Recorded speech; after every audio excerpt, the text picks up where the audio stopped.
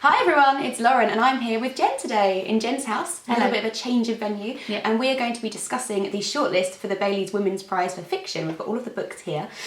We did this last year as well and it was really interesting actually, wasn't it? Reading all of the books and then having a bit of a chat about what we liked, what we didn't like, who we think is going to win. So we've got them laid out on the table in front of us. You can't see them, but they're here, I promise. It's like it's a surprise what's on the shortlist. Oh, like, reveal. They're here, what are they? But yeah, the winner's announced tomorrow on Wednesday the 7th of June, which is very exciting, and we will be live tweeting and Instagramming Yeah, stuff. I'm going to be Instagram living. I've not done that before. I'm going to try and live stream when the winner's announced. Nice. So yeah. Okay, so social media links will be below. This is Lauren's channel. I thought this was nice. I'll link Lauren's channel below. I will. Thanks, babe. Yeah, you're in my house. That is true. It's very confusing for everyone involved. It is. So if you want to be the first to know who's won, then make sure you're following me on Instagram. Yeah. And get that phone out at about probably 7 or 8 o'clock tomorrow. Yeah. I imagine it's going to be announced. Which one did you read first? Actually the first one I read was First Love. Oh yeah, because you read this before, right? Before I read this ages ago. Yeah, ages ago. No, I read this when I knew it had been longlisted Okay, on the yeah. prize, but Granta had already sent it to me because obviously it's a new, just come out.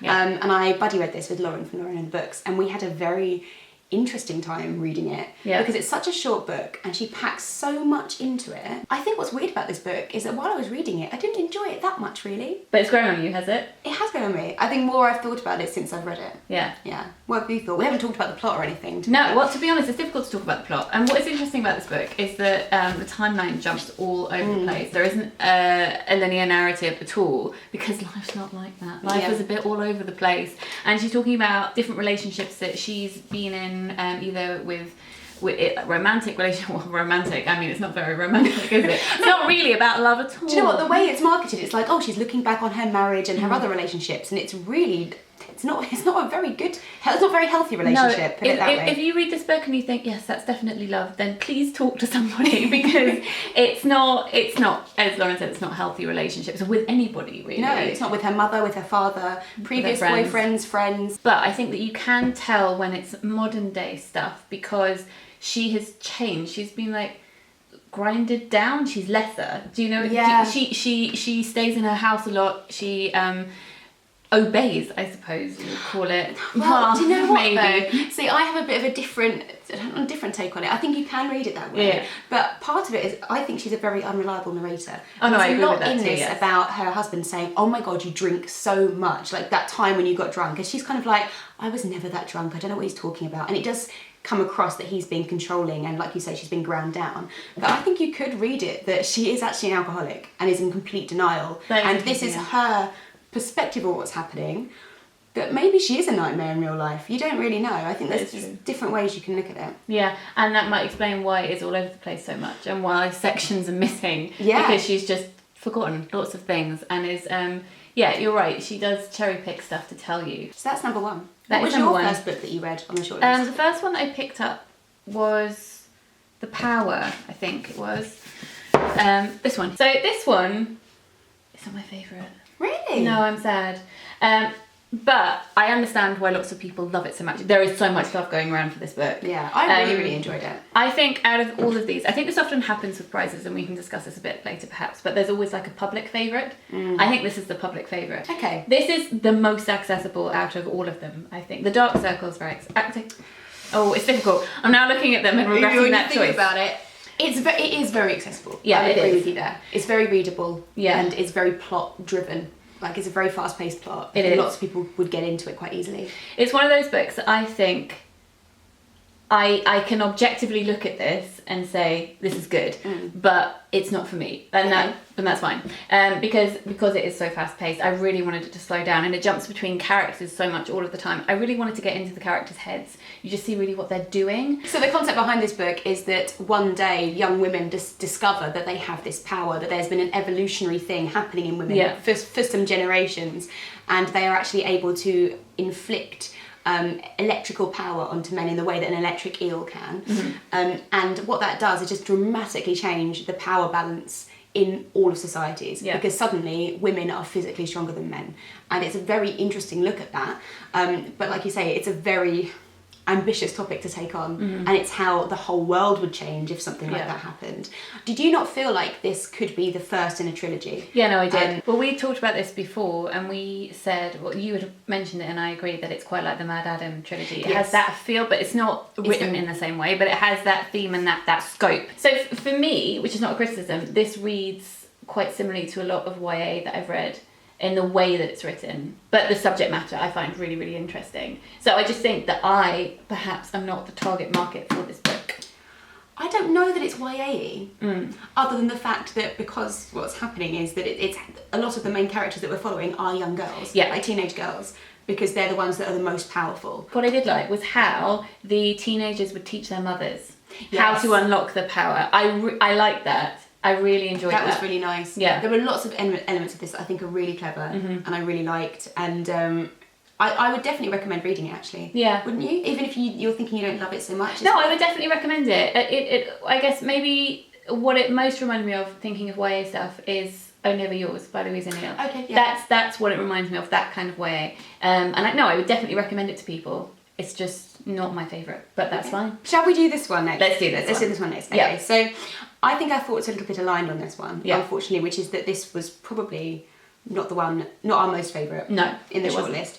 So The Dark Circle by Linda Grant is about people in the 50s in the UK who have contracted TB. Yes. And because of the new National Health Service, people of different classes are now able to go to sanatoriums, which is just basically a massive hospital where people just laid about in the cold trying to cure their TB before there was a real cure, just kind of rest and relaxation. Like literally outside, on a balcony, in a bed, outside, not allowed inside, because that will make you better. Yeah. But that must have worked, to a certain degree. I found this very interesting. It is very interesting medically. It's about a brother and sister who are twins, and they get sent there.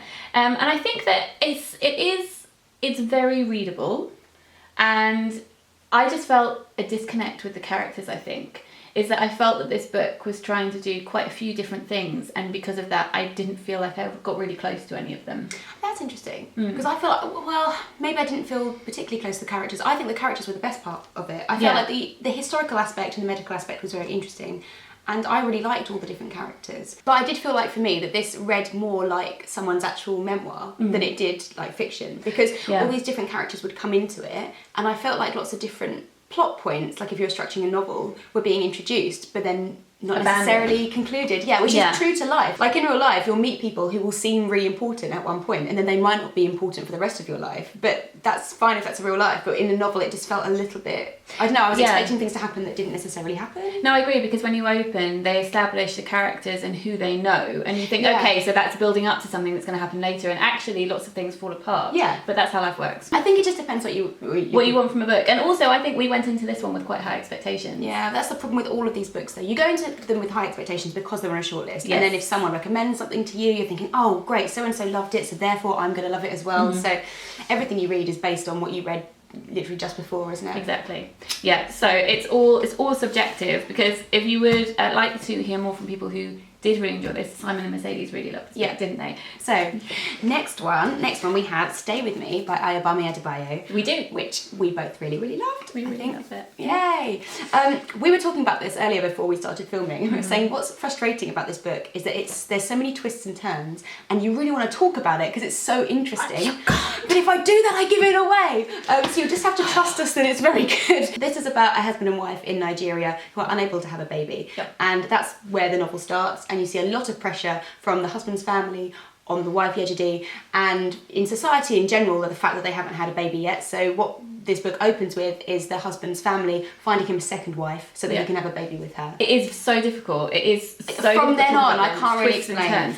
And what I thought was interesting was because I had been told before I went into this, you are not going to be able to predict what happens. And obviously when you think that, you're like, well, I'm going to beat this book. I'm going to work out the twists and turns. I didn't work out the twists and turns. Also, I was worried going into it, being told there were so many twists and turns, and it was so surprising, because if you get a book like that all the time, often it feels as though it's untrue to what the characters should do. Because if you can't get it and you've got to know them, and then they do something really out of character, as I suppose you would say, then you might think, well, I don't believe this anymore, and I don't feel that way about the characters. So I was worried that was going to happen, but it doesn't. And what I really like about this book is all the imagery inside it. Name meaning is so important. So Yejidi means image of the mother. So she doesn't have a mother of her own. Well, she did, but she died when she gave birth to her. So she feels as though she's never really known who she was going to grow up to be. So she's had all these images projected onto her. And fate plays a big part in this book as well. A massive part. So she wants to become a mother, but at the moment she is just her namesake, which is Yejidi, which is the image of a mother. So she's striving to be something, but a story that was never hers because she was never named in that way. She is told a fairy tale when she's younger about this girl who loses her family in a forest. So it was in a forest. And then she bargains to get her family back by saying she will give away her first child. And she lost her family, her mother, the most important person to her when she was very young. And she's going over in her head. It's never explicitly said, but you think maybe the character in her head bargained, look, I'll give you anything if I can just have my mother back. So some part of her is like, did I bring this on myself? Because they're struggling to have children, and she's thinking, is this why? Because I wanted my family to come back, so therefore I can't have one of my own. I also enjoy that there's the backdrop of the political background in Nigeria, because this is happening in the 1980s. It is. And there's all kinds of coups happening, and armed robberies happening, and there's a lot of backdrop, but it's not overly political, and that's not really the backbone of the novel. But it's just true to life. Like, really, the characters and their story are the stars of the show. It's about them, but you can't deny the time and place that they're living in. No. And that also has an effect on their story and their plot. But all the themes, I think, are the same, because I think that it is about living this fairy tale life, or this image that you have been told is like the ideal family life, or the ideal country life, or the ideal healthy life. But then it's about invasions from the outside and people coming in, whether that's making you sick, or whether that is invading your government, or whether that is invading your family, and you have to try and cope with those external forces. Overall, there's so much in this. It's not just, it's a plot and it twists and turns and it's so interesting. There are so many allusions and literary, there's so much to it. We both really enjoyed it. And that's the main thing as well. I think what we're going to get to with the next two books we have to talk about is that this is really enjoyable. On top of all of that, it's very clever and it's very well structured, but also so readable. So this is the one that I haven't read much of, but I will have read much more, because we're filming this in advance. So I will have read more before I make my video discussing the shortlist. So I'm going to leave this one mostly to Lauren. But this is The Sport of Kings by C.E. Morgan. What I would like to talk about before we talk about the content is how this book is packaged, please. Generally, I guess the thing is we don't know the intention behind why she's called this, and she has been called this on all of her other books too. So C.E. Morgan, generally in publishing, if you have someone's just their initial, like with J.K. Rowling, you do that to make the gender of the author ambiguous, to appeal to a wider audience. I would say that this has been published in a way that is trying to appeal to a masculine. I hate exactly. You don't want to. I'm like digging a hole for myself. No, we don't want to revert to stereotypes, but that is the way that publishers think about books, and that's the way marketing strategies are devised, is to think in stereotypes and think, who is our audience? And this is a book which is primarily probably about race, but the appearance of it is that it's about horse racing and horse breeding. Most of the main characters are men. Nearly all of the main characters are men. It's called The Sport of Kings. Again, a very typically masculine title. We're cringing as we say these words, by the way. Exactly. Like, we hate ourselves right now. But it's so difficult because we're talking about an industry that we know how this industry works and how it decides what people want. Like, if that's what it was and it was packaged in that way, that is cool, that is fine. But the point is, I don't feel that that's what this book is. So anyway, we're going off on a bit of a different topic. This is not the author. This is the way that this has been packaged. Because it's the Bailey's Women's Prize of Fiction, I feel like that is why we're also talking about this, because I find it interesting within the context of the prize. I tell you what, should we tell you what this book is actually about? Because it's not really about horses. So you might think that it is. This book is about the life, basically, of Henry Forge, who is a young boy at the beginning of the novel, who is the son of a wealthy farm owner, and then he gets an interest in horses because he sees someone with a horse in his neighbouring farm, and he's like, that is what I am going to do. I am going to breed racehorses when I grow up.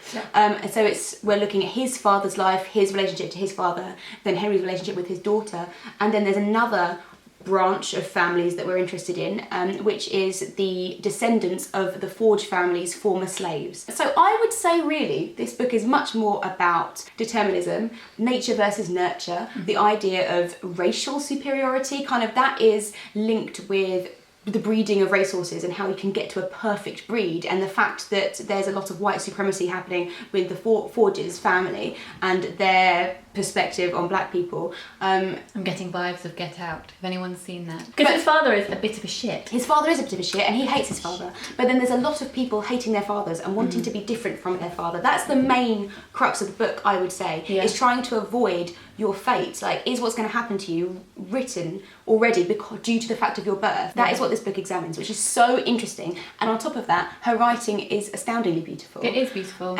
And I have not read all of it, but it is beautiful. I can attest to that. And I like how subtle she really is very, very good at avoiding exposition. I love her character development and the way she describes like the countryside and the landscapes. And at times this book can get quite philosophical. It's very, very interesting, her writing. I mean, that's something that I struggled with a little bit in the book, is that I felt that she went off on tangents and I kind of wanted to go back to the plot. But it depends what you like in writing, because this did remind me, although I have not read her, of Donna Tartt. Like, I have read her and it did remind me of Donna Tartt. Yes, and I had that thought independently before. And also like Eleanor Catton too. Okay, so if you like Donna Tartt and Eleanor Catton, that kind of really intricate storytelling that spans generations, then you're gonna like. Yeah, actually you're right, Eleanor Catton, definitely. So let's move on to the one that we think is gonna win, and I'm acting like it's dramatic, but you will know which one is left. So Do Not Say We Have Nothing by Madeleine Tien. Yeah. So this is about a young Chinese-Canadian girl, I suppose, who is living with her mother. Her father has committed suicide, and then one day this young student from China comes into her house and she is fleeing from the Tiananmen Square demonstrations, and she proceeds to tell Marie about their family stories and how their families are connected. So you have this jump between kind of modern day or like 90s Canada and the US back to just post-revolutionary China, and we get about 3 different generations, and it's phenomenal. It's phenomenally intricate. It's amazing. And she uses a lot of blends of traditional Chinese storytelling, a lot of kind of magical realism. There's so much use of music and also the characters, Chinese characters. It's very visual parts of the book, actually. And it's not just the storytelling, but as you said, the music that's able to travel across through the generations. So they're trying to find pieces of music. There's also an instance of books being written down and handed to people. And storytelling, like just going through the generations and adding to the story. Protected. Yes, exactly. So the importance of storytelling, and also understanding your heritage and where you've come from, and how that impacts your life, or should impact your life, and how you think about the world around you. You're right though, because it's also about she has no context for her father's suicide. No, none. And without that context and without that understanding of your heritage, it's like, how do you know your family and how well do you know yourself? So that's kind of mirrored with Aiming's story, because we look at Aiming's grandmother, her father, and how those different generations, and then Aiming's generation, perceive what revolution is, and perceive what their country should be, and perceive what freedom is, what family is. They all have very different interpretations of seemingly like the same thing. And something that I found very interesting is this idea of what was happening in Tiananmen Square, with Aiming's father's generation being like, we gave up so much for you so that you could live. Like, we have suffered and struggled our whole lives so that our children could benefit from this revolution,